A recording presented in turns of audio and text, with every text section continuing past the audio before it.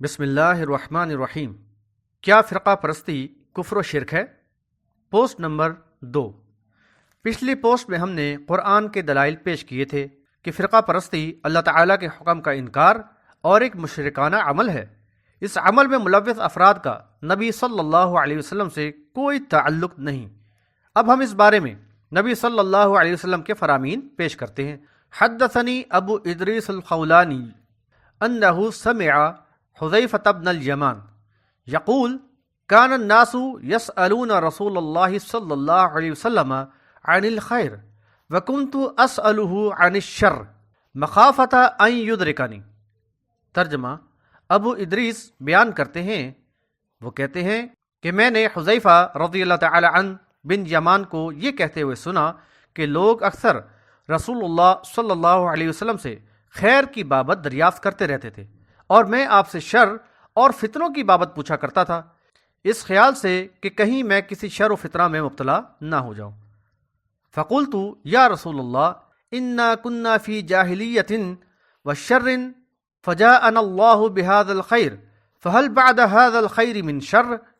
ترجمہ: ایک روز میں نے عرض کیا کہ یا رسول اللہ، ہم جاہلیت میں گرفتار اور شر میں مبتلا تھے، پھر اللہ تعالی نے ہم کو اس بھلائی یعنی اسلام سے سرفراز کیا، کیا اس بھلائی کے بعد بھی کوئی برائی پیش آنے والی ہے؟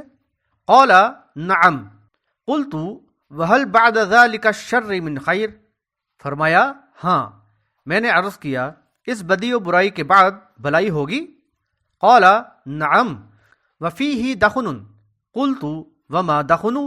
قال قوم یہدون بغیر ہدی تعرف منہم وتنکر۔ فرمایا ہاں، لیکن اس میں کدورتیں ہوں گی۔ میں نے عرض کیا وہ کدورت کیا ہوگی؟ فرمایا کدورت سے مراد وہ لوگ ہیں جو میرے طریقہ کے خلاف طریقہ اختیار کر کے لوگوں کو میری راہ کے خلاف راہ بتائیں گے۔ تو ان میں دین بھی دیکھے گا اور دین کے خلاف امور بھی۔ قلت فهل بعد ذلك الخیر من شر؟ قال نعم دعاة الى ابواب جہنم من اجابهم الیها قذفوه فیها۔ عرض کیا کیا اس بھلائی کے بعد بھی برائی ہوگی؟ فرمایا ہاں، کچھ لوگ ایسے ہوں گے جو جہنم کے دروازوں پہ کھڑے ہو کر لوگوں کو بلائیں گے، جو ان کی بات مان لیں گے وہ ان کو جہنم میں دھکیل دیں گے۔ قلت یا رسول اللہ صفهم لنا۔ فقال هم من جلدتنا ويتكلمون بألسنتنا۔ میں نے عرض کیا یا رسول اللہ ان کا حال مجھ سے بیان فرمائیے۔ فرمایا وہ ہماری قوم سے ہوں گے اور ہماری زبان میں گفتگو کریں گے۔ قلت فما تأمرنی ان ادرکنی ذلک؟ قال تلزم الجماعۃ المسلمین و امامہم۔ میں نے عرض کیا اگر میں وہ زمانہ پاؤں تو آپ مجھ کو کیا حکم دیتے ہیں؟ فرمایا مسلمین کی جماعت کو لازم پکڑو اور ان کے امام یعنی امام کی اطاعت کرو۔ قلت فإن لم يكن لهم جماعۃ ولا امام۔ میں نے عرض کیا کہ اگر اس وقت مسلمین کی جماعت نہ ہو اور امام بھی نہ ہو یعنی تو میں کیا کروں؟ قال فاعتزل تلك الفرقہ كلها ولو ان تعضى باصل شجرة حتى يدركك الموت وانت على ذلك۔ فرمایا تو ان تمام فرقوں سے علیحدہ ہو جانا، اگرچہ تجھے درخت کی جڑیں چبانی پڑے یہاں تک کہ اسی حالت میں تجھ کو موت آ جائے۔ بحوالہ بخاری کتاب الفتن باب الامر اذا لم تکن جماعہ۔ اس حدیث سے واضح ہے کہ شر کا ایسا دور آئے گا کہ جس میں ایسے لوگ ہوں گے جو ہمارے ہی دین سے ہوں گے، ہماری طرح بظاہر دین کی باتیں کرنے والے ہوں گے، لیکن جو ان کی باتوں پر لبیک کہے گا تو وہ اسے جہنم میں لے جائیں گے۔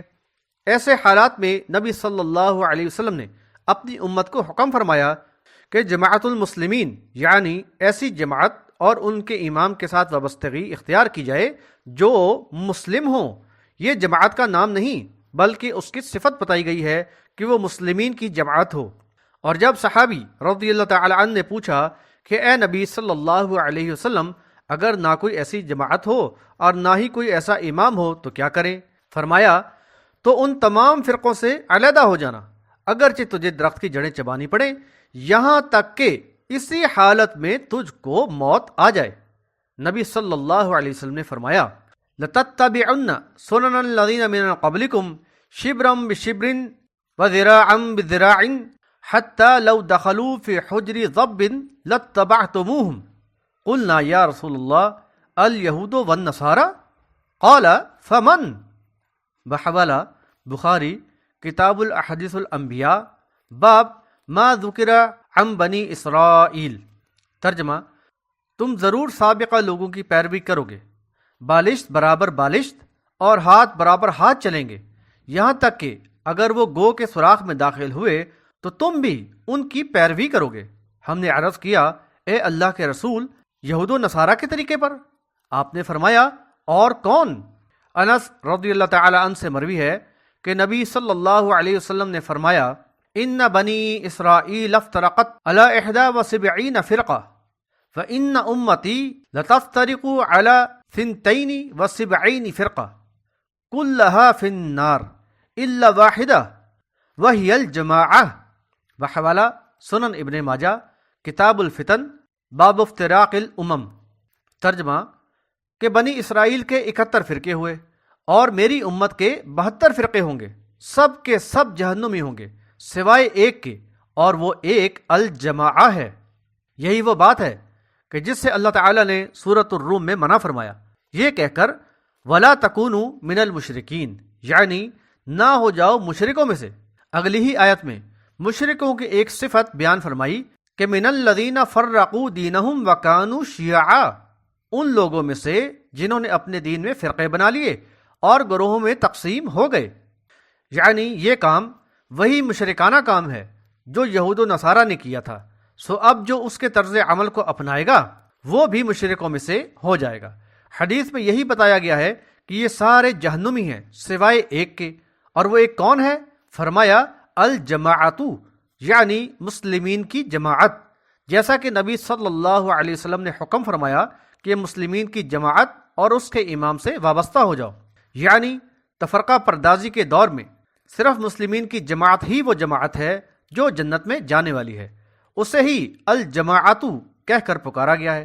یہ وہی جماعت ہوتی ہے جن کے عقائد و اعمال صرف اور صرف اللہ تعالیٰ اور رسول اللہ صلی اللہ علیہ وسلم کے احکامات کے مطابق ہوتے ہیں۔ نبی صلی اللہ علیہ وسلم نے فرمایا، لا یزال من امتی امت قائمۃ بامر اللہ لا یضرهم من خذلهم ولا من خالفهم حتی یأتیہم امر اللہ وہم علی ذلک۔ بحوالہ بخاری کتاب المناقب۔ ترجمہ: میری امت میں سے ایک گروہ ہمیشہ اللہ کے حکم پر قائم رہے گا اور ان کو جھٹلانے اور مخالفت کرنے والے نقصان نہیں پہنچائیں گے یہاں تک کہ اللہ کا حکم آ جائے گا، یعنی قیامت آ جائے گی، اور وہ لوگ اسی حال میں ہوں گے۔ یعنی جہاں امت تفریق کا شکار ہوگی وہیں ان میں سے بالکل جدا ایک جماعت ہوگی جو ہمیشہ اللہ کے حکم یعنی قرآن و حدیث صحیحہ پر قائم ہوگی یہاں تک کہ قیامت برپا ہو جائے گی۔ واضح ہوا کہ قرب قیامت تک ایک ایسا گروہ اس دنیا میں ہمیشہ رہے گا جو صحیح العقیدہ ہوگا۔ اس کی کوئی وضاحت نہیں کہ یہ گروہ کس دور میں کہاں ہوگا اور کس دور میں کہاں۔ معاذ رضی اللہ تعالی عنہ اس گروہ کو شام میں گمان کرتے تھے، یعنی یہ کوئی تسلسل سے چلنے والا ایک ہی گروہ نہیں کہ صرف مکہ یا مدینے میں ہی ہوگا، بلکہ دنیا میں کہیں بھی ہو سکتا ہے۔ انشاء اللہ تعالی اگلی قسم میں فرقہ و جماعت کے فرق پر مزید بیان کیا جائے گا۔